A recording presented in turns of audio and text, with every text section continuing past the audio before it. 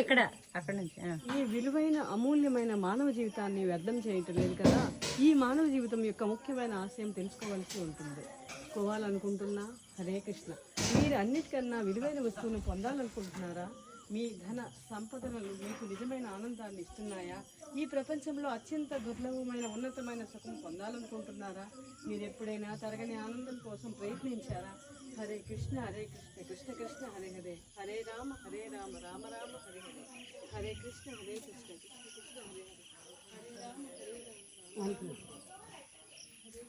Rama they dining hall, వాళ్ళ వంటశాల. ఇదొకటి వంటశాల.